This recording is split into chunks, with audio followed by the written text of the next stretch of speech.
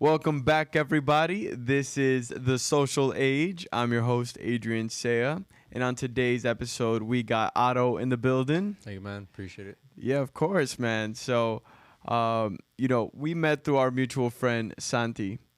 We love the man, and he was like, yo, you got to talk to my boy, Otto. Like, he knows. I think he would totally love this podcast. And sure enough, bro, as soon as we met prior to this episode, I'm like, yeah, we can definitely knock out a lot of shit to talk about, no doubt. Sure. One thing that I really loved is that you have a good pulse on the spiritual community. So tell me about that. What has your experience been like here in South Florida with that? So I've been a massage therapist for, I think, over 7 years now. And I think that's when I think through my massage school, I kind of had like that pivotal point in my life where I really understood the whole holistic aspect of having a holistic lifestyle. I learned a lot of modalities and I experienced being able to see energy for the first time. So that's kind of when I did see that was kind of like that moment where I'm like, oh, so that thing that we all talk about that we have, those souls, the energy, now have something tangible to kind of back it up for, something that I could look forward to. It's like a part of my brain opened up. It's like, okay, every time this happens, this is really what's happening. This is what you're feeling. I see. So that kind of like opened the door for me to like start exploring the holistic practices and like the community that we have here in Miami.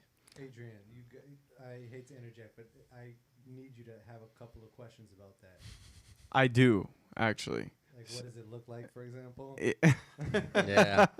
Because I'm picturing Naruto, like, chakra lines when you say that. You know what I mean by that? Oh, of course, dude. I'm watching Boruto right now. So, what does energy look like, man? So it's different in the sense of you have to see it for the fundamental, right? It goes back to the conversation of waves, right? Waves are frequencies that every frequency has a color. So it's being able to recognize it. Once you do, your brain already knows what to look for. So we had a practice in class. It was called supporting touch.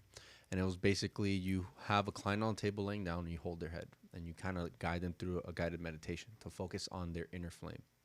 And then our teacher at some point told us, go ahead and I'm going to let you guys have free range. Do what you feel calls out to you. And the first thing that came to mind is like connecting my crown chakra to hers. Now I had another colleague, the colleague that I had on the table, she was a yogi. Like she practiced this for like years. So something told me to connect my crown chakra. And the moment I connected my crown chakra, I had my eyes closed. I saw a rush of colors. I saw red, purple, green, blue, yellow, the whole rainbow just flooding in my head. And like I stayed there for like a minute. Like, like as a normal person, you think it's nothing, right? But the moment I disconnected, it stopped. And that was like that moment, like, wait, what just happened? So I plugged back in and the colors came back, like instantly. So you got like a rush of the colors of the spinal spectrum? In theory, I mean, everyone has different auras, different colors, But are these associated with like the specific chakra points? Yeah. In theory, yes. So when you see certain colors, you will see predominant certain colors. For this particular person who's very in tune with their body, I was able to see all the colors, right? So I got a flux of colors.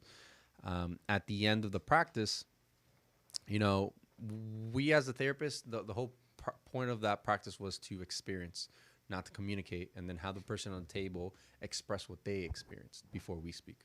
So when she spoke, she felt as if like she plugged in. She felt like there was like some type of source that kind of like lit a flame.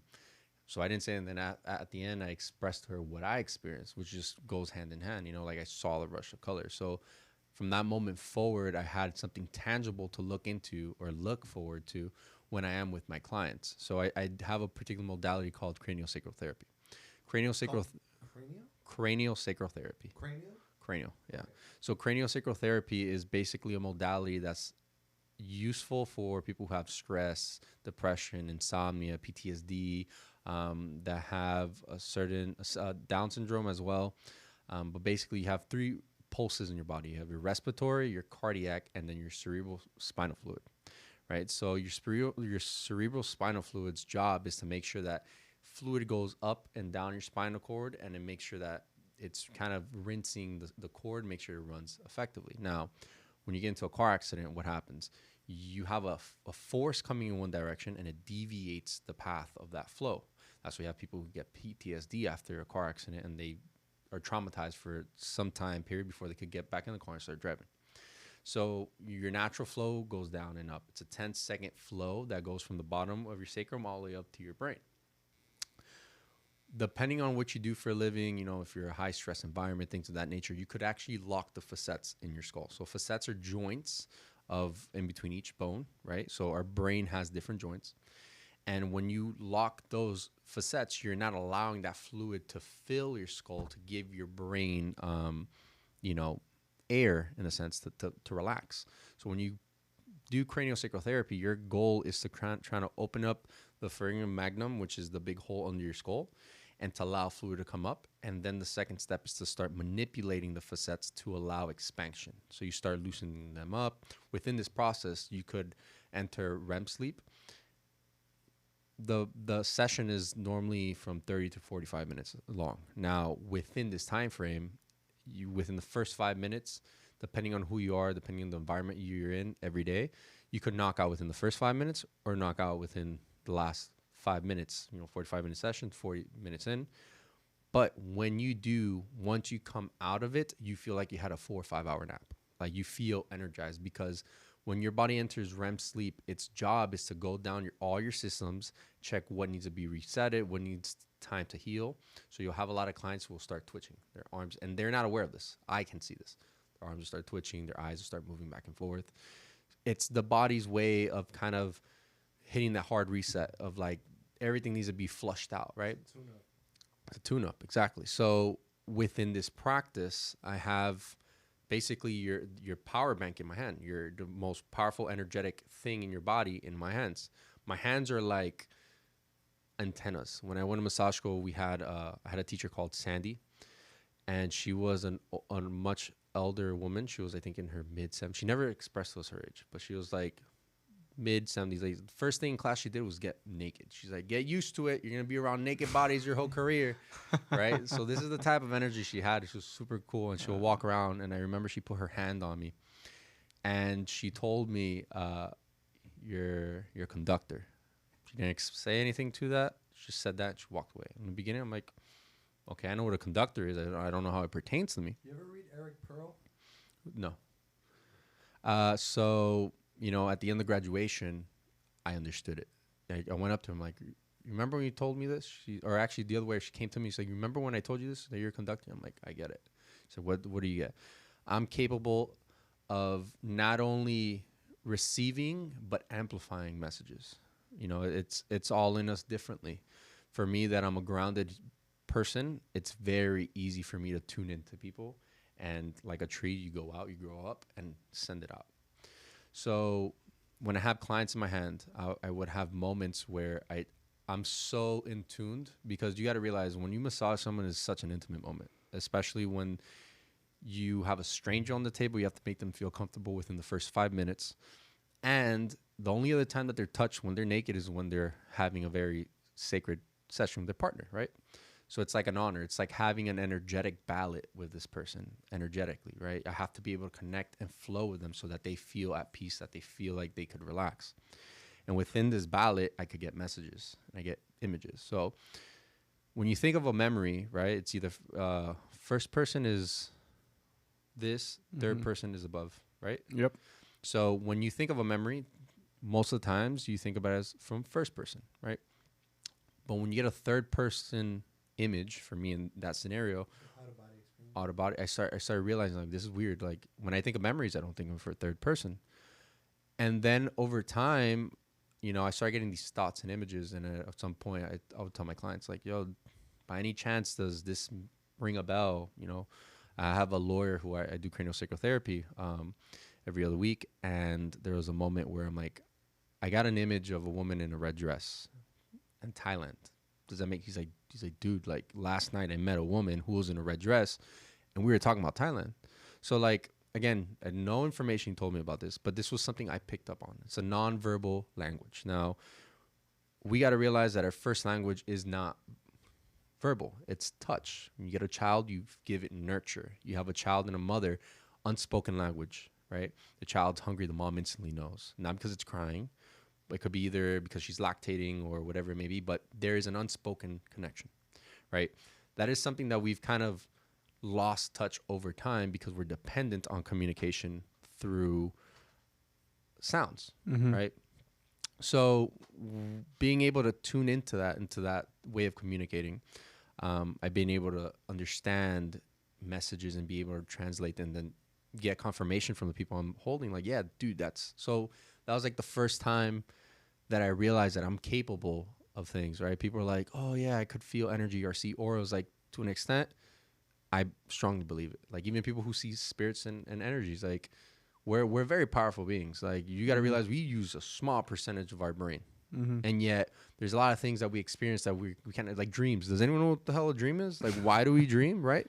So to an extent, there's a lot of things that we're capable of doing, but we don't explore. And one of them is expanding on the language of touch. That is something that we're deprived from. You have a lot of kids who are born through C-section. And you don't realize when you're born naturally, there's a lot of benefits you get out of that. When you touch a child, there was an emperor in, I want to say the 1400s. He was, I think, a German emperor or a Russian emperor. And what he did an experiment. He got a total of like 14 babies, and he got these babies and put them in a room. And he only did two things. He fed them and washed them, right? But the nurses that were taking care of these babies, they were not allowed to nurture the child. They weren't allowed to speak to it because the king wanted to see if they could create a language amongst themselves, right? Within, I think, 2 to 3 months, they all died. Now, they were being fed. They were being washed, right? It's not that they were being unhygienic, right? So the question is, why did they die? You know, because when you deprive a human being of touch, something that's nurture, which is what we use to grow. Frederick's experiment? Yes. You're kind of left with a being that's, like lost, Right. confused. So then you have a lot of people go into this world who don't have loving parents or are not given the opportunity to have a mother or father there to teach them this. So they grow up, they're very detached from their human essence, feeling, emotion, where we have both energies, right? I talk about the masculine and the feminine, right? It's the yin yang. Right. There's a polarity within all of us, and we choose to access one or the other whenever we need to. And so to be able to receive nurture, personally, I think that when you are a baby, the one thing you need besides food is nurture. If you deprive a child of nurture, you're depriving a child of a human experience, right? Definitely. So then they go into life kind of like numb, if that makes sense. And now, again, it's up to that child to then have that point in their life, like, I get to explore this, I get to experience this. But now a lot of people do that because based off how we're raised, our education system teaches us external things, not internal things. They don't teach you about gut instinct. They don't teach you about intuition. They teach you about math, reading, So yes, we have a lot of people who are book smart, but when it comes to street smart, they're lost. Like, You make a lot of good points there. One thing I'm curious to know more about, which I know definitely has a lot of scientific basis, is when you're deprived of touch and love as a kid, how that comes into play in the future as you become an adult. Yeah. Right? Because I think it instead of becoming more intuitive, it could become more of a trauma. And I think that can affect how people communicate going forward. So when you're deprived of touch and love in particularly, you start trying to associate love with certain behaviors. So for example, if you're a child that had a mother that would, or a father that would be aggressive and beat them, in your brain subconsciously, that is what love looks like. So then they start attracting partners that resemble those traits, right? So now they're within this cycle that they aren't aware of until they spend the time and realize, like, yo, this really isn't love. Love isn't being, some people might be into BDSM and choking the whole night, but then to an extent, it's like, am I really being appreciated? Am I being loved? Is this what love really is? That question, but for someone to have that question, they need to be able to understand the other side of the coin. If I'm living in the dark my whole life, what am I going to think the light is? But yeah, there's a big importance. I tell my friends who are new parents and mothers, my godchildren, love them to death. And, the one thing that I always try to do when I spend time with them is just being able to provide nurture. As a man who's masculine driven, it's when you're masculine driven, you're more focused, goal oriented, discovering. When you're more feminine, you're more into the nurturing, the love, the feeling, right? So as an individual, we get to access both. Just because I'm a man doesn't mean I can't be feminine. Just because someone's a woman can't mean that they can't be masculine. Right. But the reality is that when you don't have an understanding of the difference, right? You have a parent who is a single mother, right? She tries to teach you what the masculine is. But if she's someone who operates from the feminine, your experience of the masculine is very vague. Right. That's why you have a lot of people. I have friends who are guys who are feminine, but they're straight, right? And because they had a single mother, Yeah, that is a very big point, man. Being raised with just one parent in the household will determine the type of energy you bring into the world. Choose to access from. That's what it is. That's actually a really good way to put it, because it'll be shown in all your interactions, and the way you even react under pressure and things like that. Like, if you're more in tune, those raised with single mothers are always looking for that mother's love. Mm-hmm. And that's kind of also seen with the relationships they try to get with people. Mm-hmm. They're looking for that same love in someone else because they never got the masculine portion of their childhood. Yeah. Right. And I think that's actually something really interesting. And I don't know if people really look out for it when they go into dating, No, I mean, I feel like the one constant in my life has always been trying to be of service. Growing up, I had two parents who were immigrants, who were, when you're an immigrant, you come here to be able to provide, right? There's not space for nurture. It's like you come from the country, like your focus is to bring money to the house so that you could feed your family and provide them an education. But when you do that, you're kind of not providing the other aspect, which is the nurturing, being a family person, right? I believe that you can't be the breadwinner and the father, not father, but like house parent, because you could be a woman who's breadwinning, but then when it comes to home, like you're lacking in one. Personally, I tried doing both. I tried having a relationship and I tried, creating a business, and it's tough because reality is that they're both relationships. When you're creating a business, it's a child that you're trying to create, and you got to give it 100%. You should never give a child 50%, let alone anything under 99%. So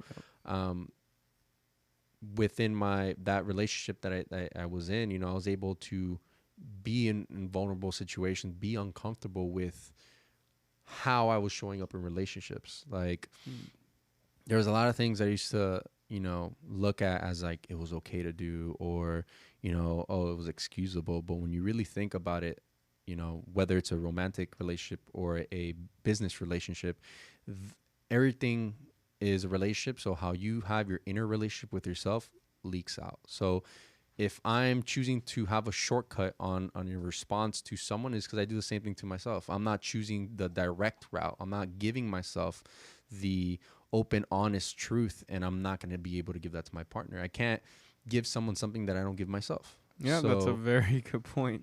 So like relationships is one thing that, it's a big learning curve if you so choose to spend the time to learn about yourself, to spend the time to take that constructive criticism. Don't be deterred by, your partner's comments as if it's against you. Reality is it's someone who loves you and it's telling you, this is how you're showing up in my space.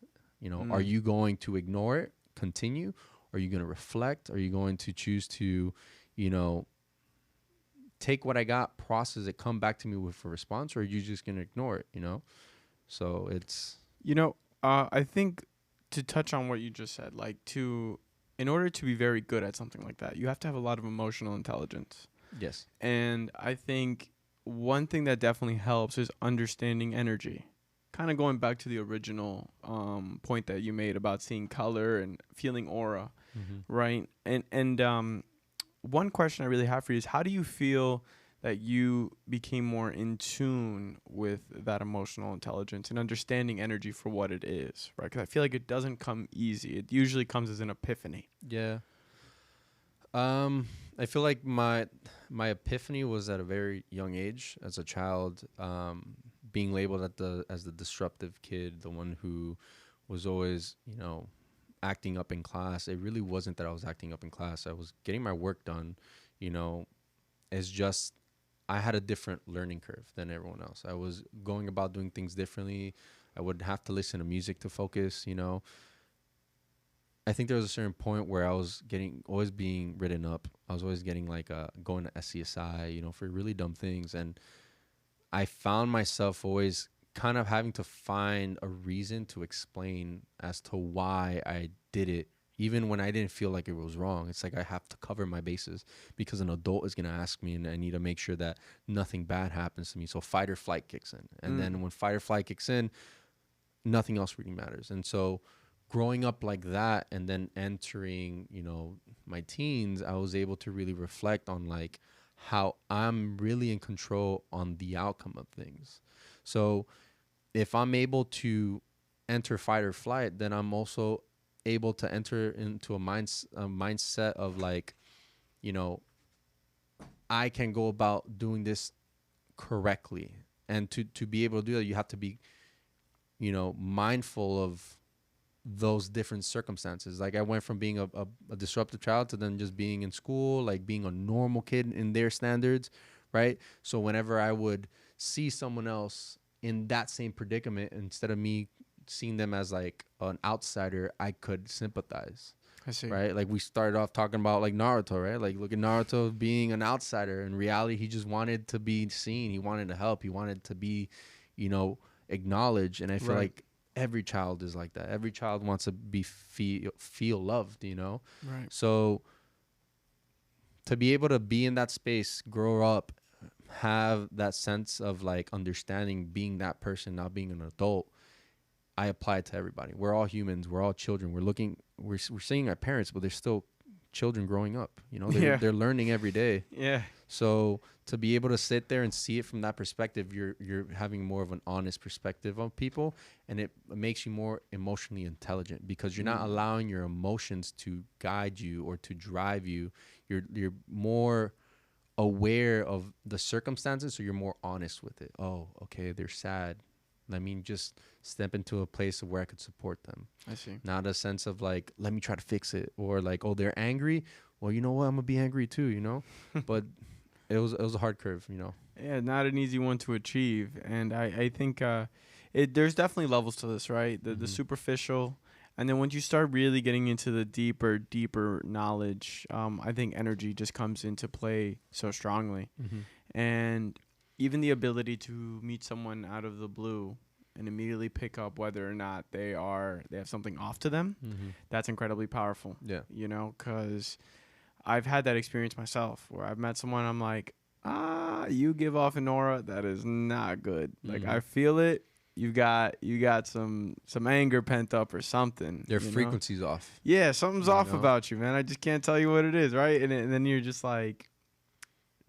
understanding that will save you so much time in trying to vet the person, or or even the relationships you have with just your everyday people.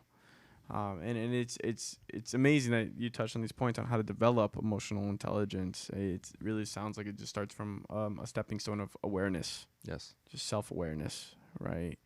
I'm here. I understand how you're feeling. Now, how I reciprocate is how it's gonna change the energy that's in the air right now. Yeah. I personally, when you're someone who's masculine driven, right? You choose to operate from the masculine. Again, when I mean masculine, feminine, I don't mean genders. You could be feminine, you could be female and be masculine, vice versa.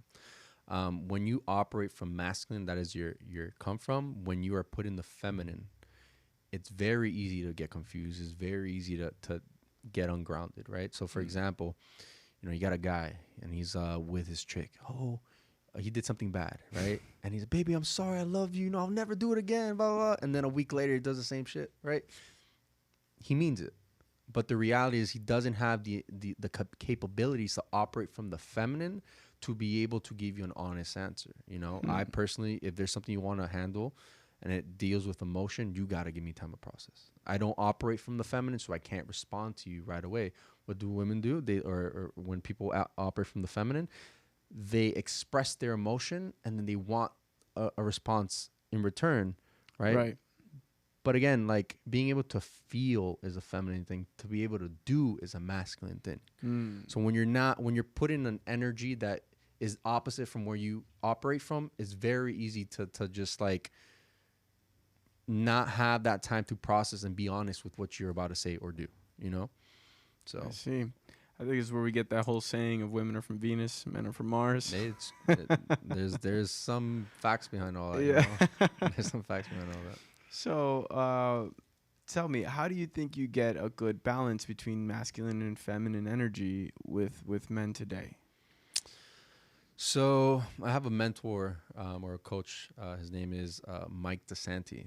He has a book called The New Man Emerging. And so what he speaks about is like, when he talks about a new man, you know, there's a lot of people who can see it from a sexist perspective, like, oh, men have to be this way. Not really. What it talks about is that there is a shift happening, right? From a world that's kind of driven or been a masculine world, we're at that point where it's kind of tipping the other way. We're going into the feminine. We're being more considerate and open to each other, right? I see. So there's a shift, energetic shift. Yeah. And so the new man, in a sense, is being able to be aware of that, to be able to tap into what they need to provide, you know, to the other end. Like I said, there's polarity to all this. To be masculine, you must be able to also understand the feminine and vice versa, right? So I think, you know, it all comes down to awareness, in the sense of if you are going to choose to be comfortable, do not expect change. Do not expect shift. You have to decide. It's a choice. You have to go forward making the conscious choice to be like, I'm going to choose to be vulnerable. I'm going to choose to be uncomfortable, regardless of the evidence, regardless of how it's going to end up. There's a lot of people who are fearful of something they haven't explored, and it's normal, you know? But then the question comes down to why am I doing it? Mm-hmm. What am I going to gain out of this? And that was my own journey. I did personal development course called Gratitude, and it's like 3 phases. You have phase 1 and phase 2, and then masterful living. And then masterful living is like 90 days where you practice it in day to day. And so you get to really break down this box you've created in your life, right? This box is a representation of how I see myself, my limiting beliefs, what I choose to operate from. And so the thing is, this box I've created. This box is something that I choose to be in. I can think that these walls are made of concrete, or I could think these walls are made out of paper. It's up to me to test these boundaries, these walls, so that I get to really get to not only know myself, but to grow. And so the first phase is discovery. You got to discover what are your limitations. To do that, you got to choose to be vulnerable and choose to be uncomfortable so that you know this is my edge. And then for you to start growing out of that is that you have to know where your edge is and then lean a little bit forward, right? So for example, when I'm at the gym and I'm here like, all right, I'm going to do 12 reps. That's my comfort zone. All right, let me do 2 more. Let me push myself, because growth comes from discomfort. And if you don't choose to be uncomfortable, then there isn't really any growth. And that goes with your energy. Like, choose to operate from the feminine once in a while. Choose to operate from your masculine. You have it in you. We all have it in us, you know. If you have a hard time, then you have people who love you that operate from there. Use their words of wisdom. You have people. I take my wisdom from life, from experiences, from books, which at the end of the day, if you look at like the Chinese culture, they're all about passing down knowledge. You have dynasties that are like generations, and like, what do people in America do? I'm gonna grow up and be a lawyer, right? And you get a kid, and the kid, I'm gonna be a doctor. It's great to dream to fulfill your dream, right? The one thing that you miss out is that there's value within age, there's value within your elders, and if you can't sit there and process and take in this wisdom, you're starting from point zero. You're not starting from where they end. You know, so those are ways of like going about choosing to learn, to grow, to you know, change your circumstances, you know, be a better person, you know, inspired to live from a sense of power. It's not about I have to gain power. No, you are power. You are everything you need. Oh, but one day I'll have it. No, you have it. Oh, well then what do you get to do now? If you don't physically have it, who do you get to be now to be able to bring that into your space? You know?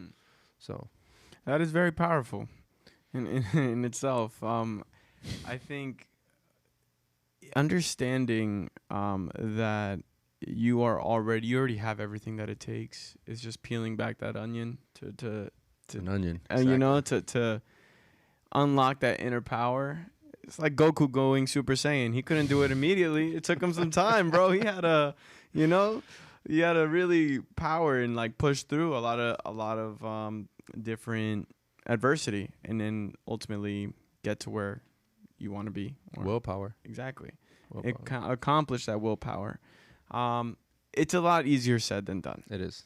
And I think this is one of the biggest things that comes with self-development. Is it's really cool to hop on a screen and be like, yo, you can do it. You got this. Like, just believe in yourself. Gary V's like, nah, man. You ain't gonna do that. Don't lie to blueberries. yourself. Yeah. Like, come on. No, it's true. Why is Gary V always the go-to, like, shit on him? Nah, it ain't shit. It ain't Really? shit because he's just real, man. He tells you real, and it's not like to shit on it. He's the only, in my opinion, the only speaker that will give it to you raw based off of where you're coming from. Practically. If you're coming from a place of scarcity, he's gonna let you know, hey, you're being a little bitch right now. If you're coming from a place of ownership and like, he'll look at you, he's like, bro, great, like keep pushing, like, you know.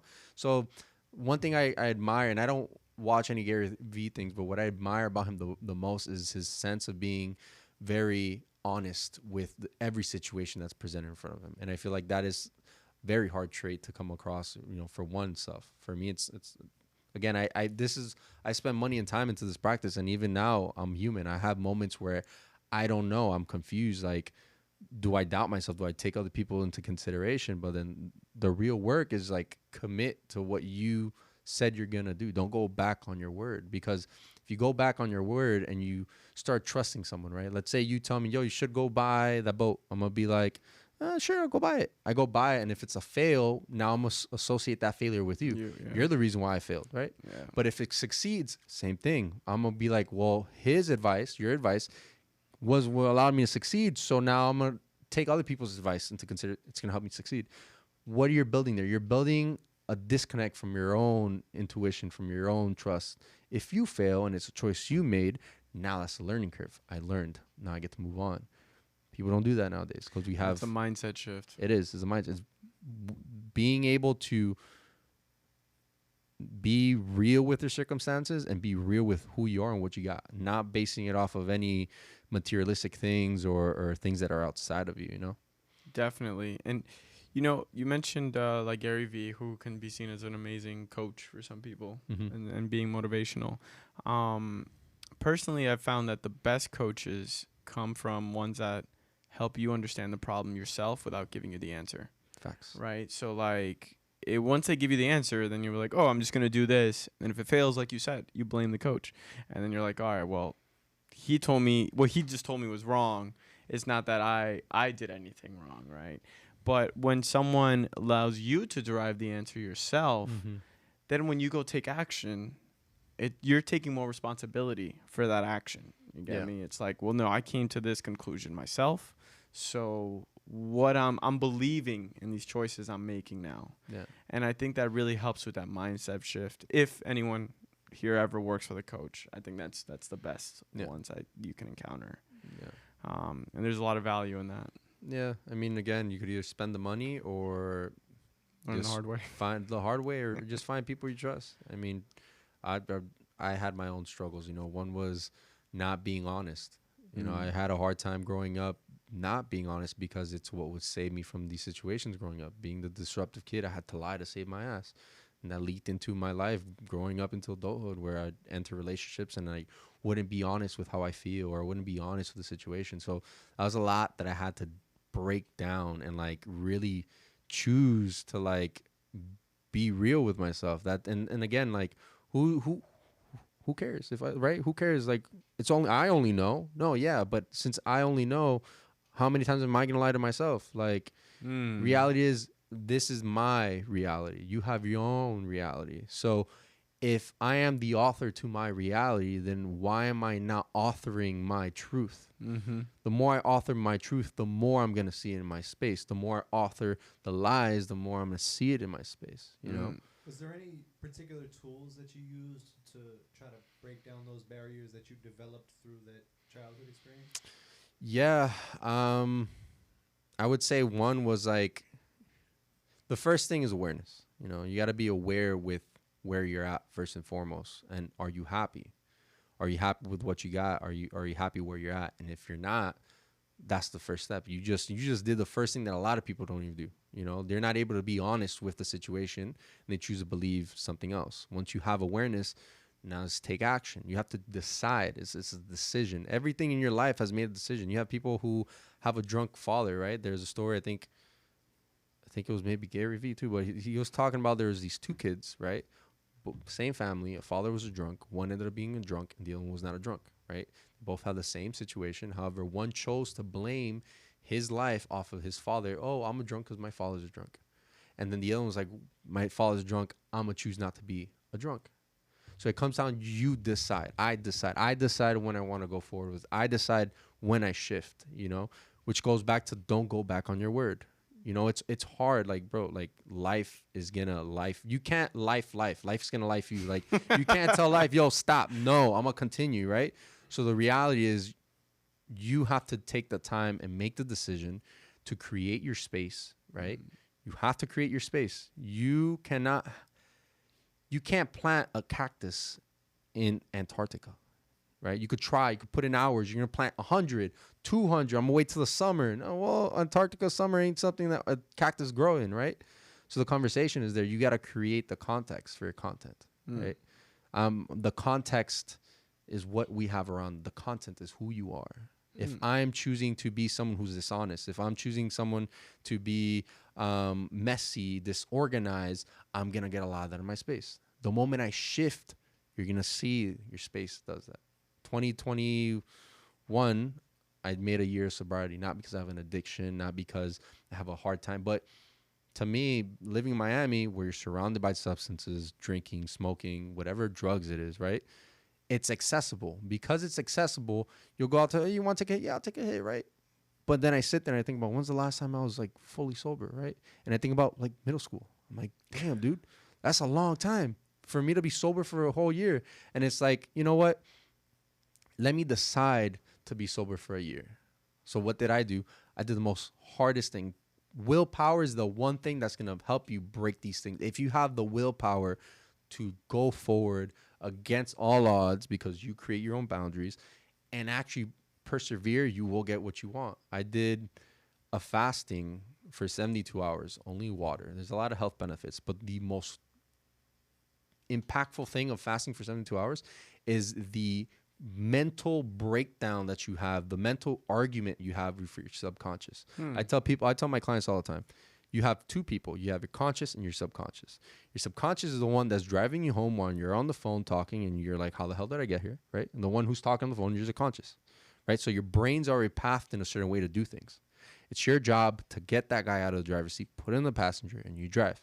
The best way to do that is deprive your body of everything besides essential, water.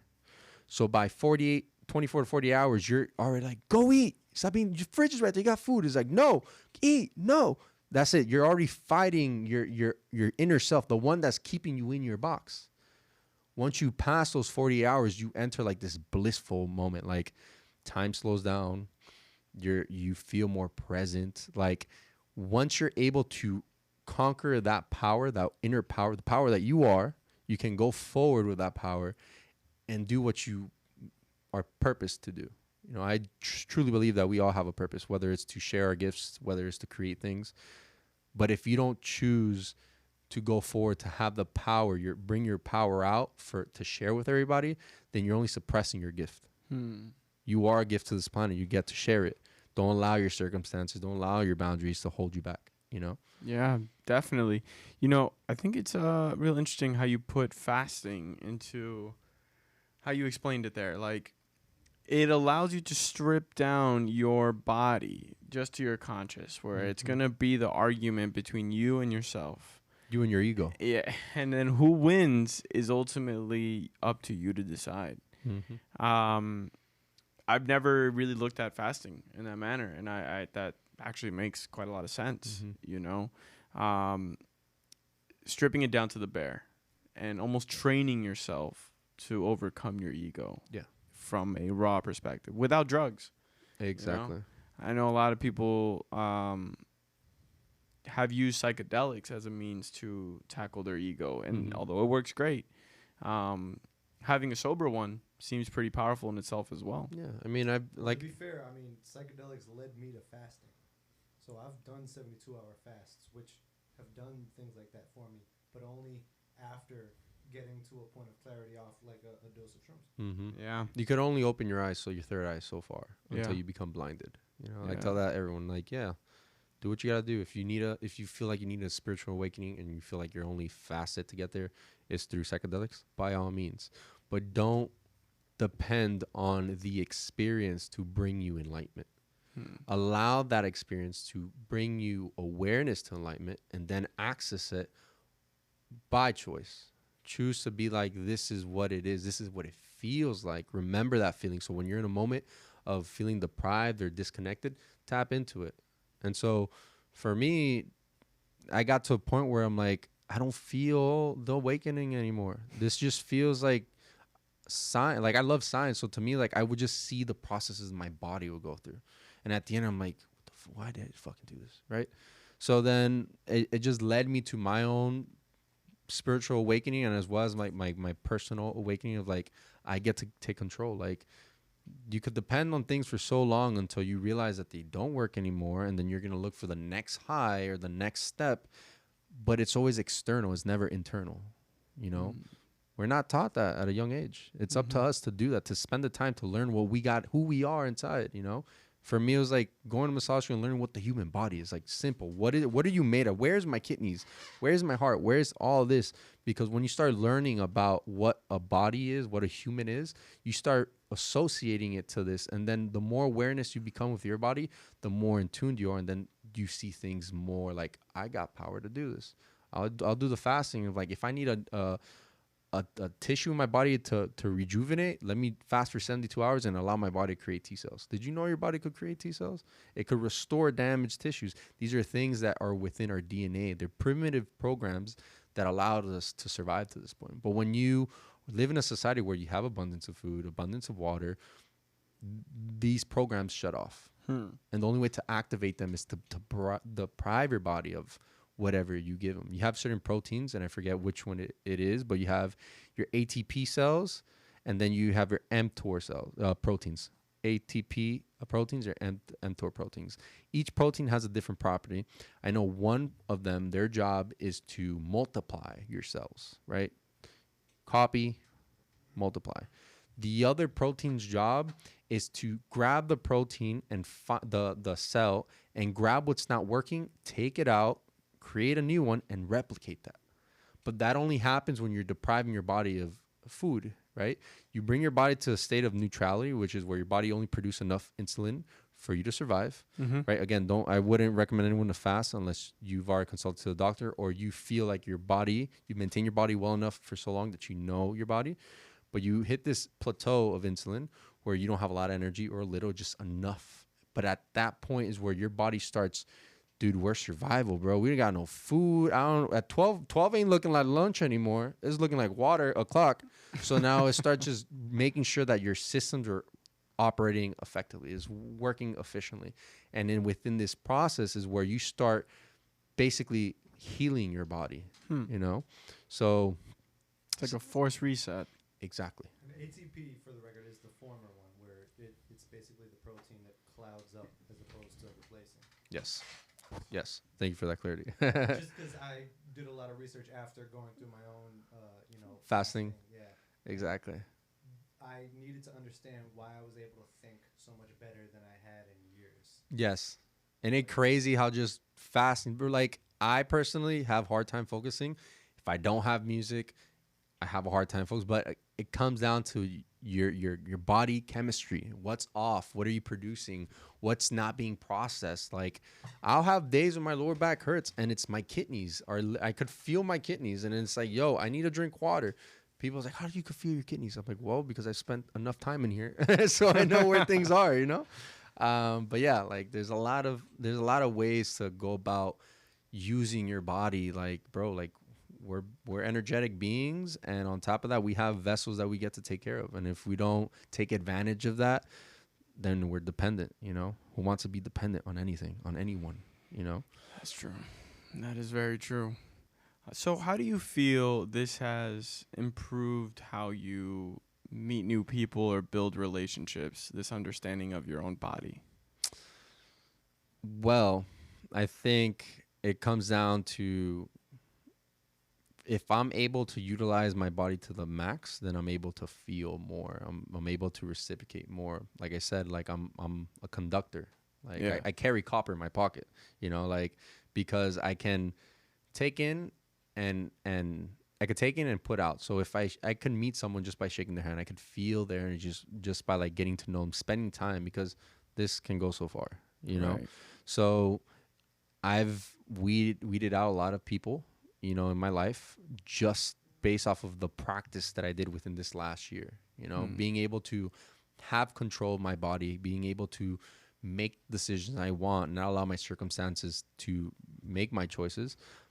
I have friends and family I love that you know, I care about, but I saw them dwindling away. And it wasn't because I know they don't love me, but in reality is they themselves have a story. They themselves have their inner things that don't fit in my environment, right? They still have yet to deal with their inner traumas, right? Or substance abuse or whatever it may be. So I went from hanging out with my friends, you know, going out partying, to like, hey, Otto doesn't drink or do anything. Goes out and I'm like, yo, what are you guys doing? Oh, where? Why didn't you hit me up? Oh, because you don't drink anymore, right? So people start realizing, damn, like, this is who you are. This is what you are. So now the things that don't serve you start going away. Things that serve you start coming in. And that's when you start attracting good people. So you start attracting people who are the same frequency as you, right? Again, you're always going to have people you love. You're always going to have people you care about, you know. But when you are focused on yourself and when you're taking care of yourself, you're going to see that the things that are meant for you are going to stay. I see. And the things that aren't meant will leave, you know? I see. Yeah, you know, that's like the saying, your vibe attracts your tribe. Facts. You know, what you put out is what you get in. Mm-hmm. And you know, that's really curious. So when you stopped drinking, do you feel like it really created an issue with your close friend group? Like, Well, that would be a better conversation with them. Yeah, exactly. I mean, again, I love them at the end of the day, but you know, there's a lot of choices that I've made in my life for the sake of my future self. I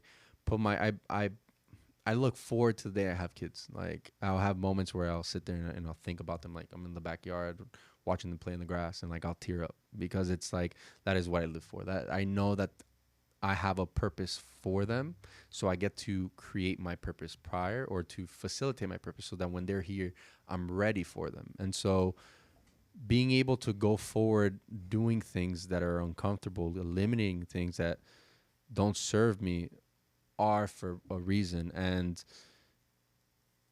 I think that when you're around people who love you, it's very easy to kind of get it confused, like love for like neediness, like, oh, I need them because I love them, or like, no, they're valuable because I built a relationship with them, so I'm going to keep them in my space.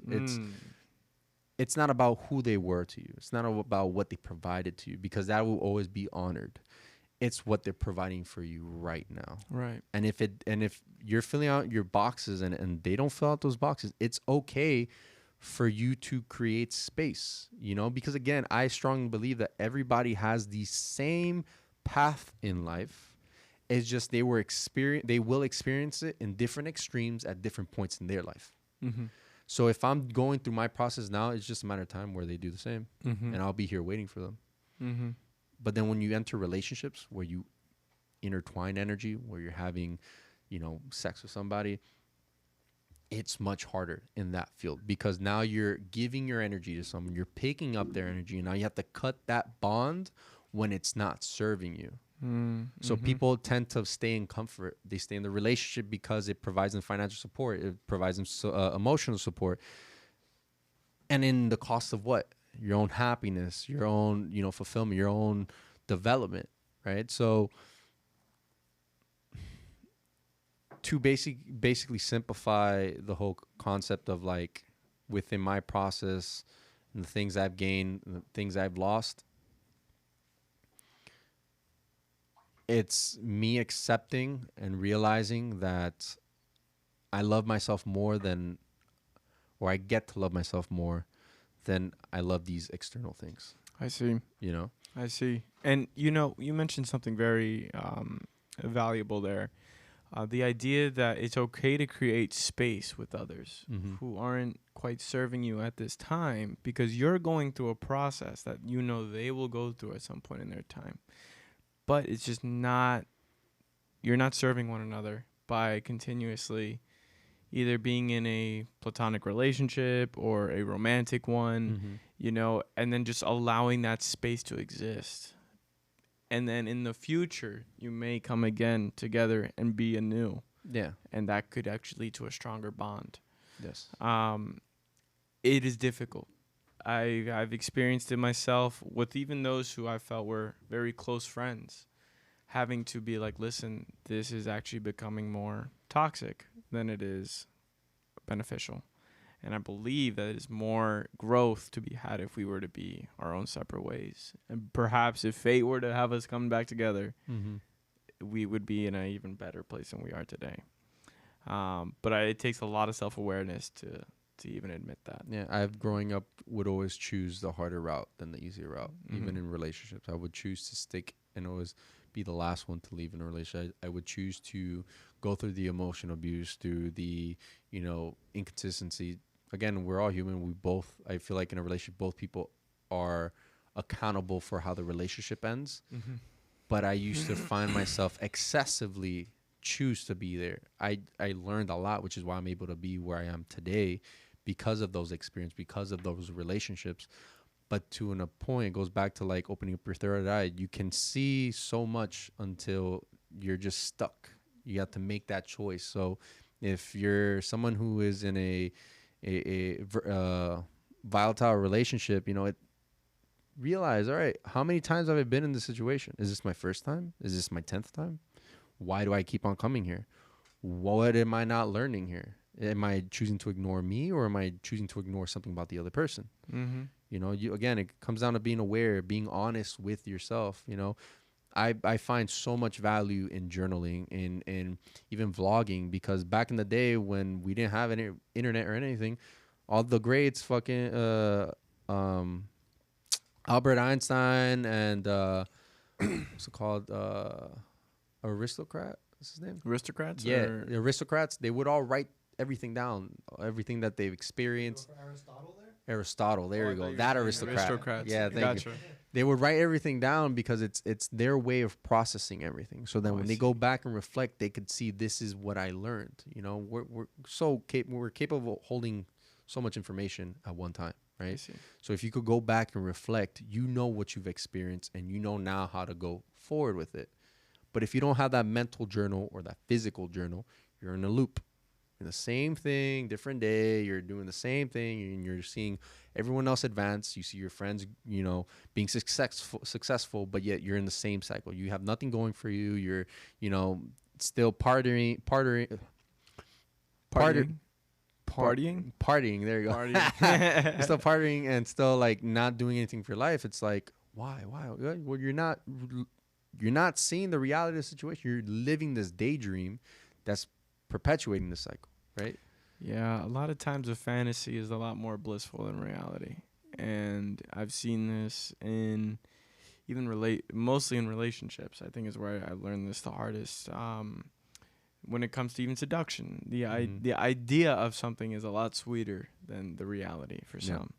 And I think this is also where you see like the honeymoon phase, I think, in relationships. Yeah. It's because the fantasy that we tell ourselves isn't actually what's truly there between the couple or the relationship that you have with that other person. Mm-hmm. And I think around year one is where that fantasy ends up becoming with a hard crash with reality. And you're Yes. like, you have to face yourself now. You're like, wait a minute. Okay, is do or die. Is this something I want to continue? Do I want to keep living in this facade? Or do I see this for what it is and continue it forward? Mm-hmm. And that's always a make or break I've seen. It's never time wasted. It is a lesson. 100%. And people see like, I just wasted my time. If you see experiences in your life as wasted time or not even a lesson, then you just wasted some of your life. Like everything's a lesson, everything. And if you're able to spend the time to process it, I promise you'll find a lesson in everything. Everything is a sacred experience to your reality. Yeah. You know? So treat it as it was sacred. Yeah. First comes just letting it in the first place, you know, letting it settle, processing it. I like what you said about journaling. I think it truly allows us to comprehend what is going on around us and what our own actions are. Because sometimes, man, it's easy for the brain to go on autopilot. You know? Yeah. Oh, I know it. I know it. Yeah, me too, man. I get what you mean. So journaling is definitely a big, huge plus for that. And honestly, for me, I've realized sleeping. You know, I fucking love sleeping, but I value it heavy. I think sleeping is so beneficial to our brain and body in processing what is happening. I genuinely. I know a lot of people who only nap. They don't sleep. I can't do that. I mean, I think Elon Musk does that, if I'm not mistaken. That's crazy. Yeah. I've heard a lot of people in history talk about that. When does your brain ever go into REM? That's the problem. Yeah. So when you nap, you don't allow your brain to enter REM. It's tough. That is Might create the most extensive short-term memory of all time. Yeah, sounds like it. Oh wow. Yeah. So this all comes back to the lessons and then allowing yourself to receive these lessons and processing them and allowing that to change you as a person. Yes.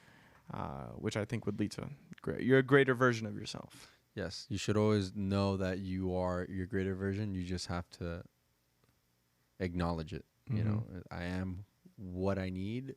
I know what I need, you know, I know what I need to know. And being able to come from that place of like sense of urgency, you know, you got to do things with urgency. If you don't do it with urgency, then they don't mean much to you. You know, to wake up in the morning, do your bed. There's a reason why the military does that.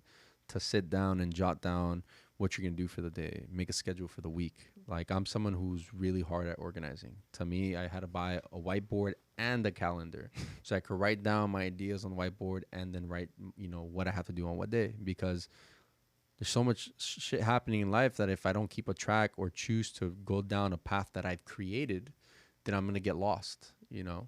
Easy. Wow. I think we had an amazing conversation. A lot of gems in this and things to understand. Thank you for coming today. This has been a wonderful time. Where can the people find you?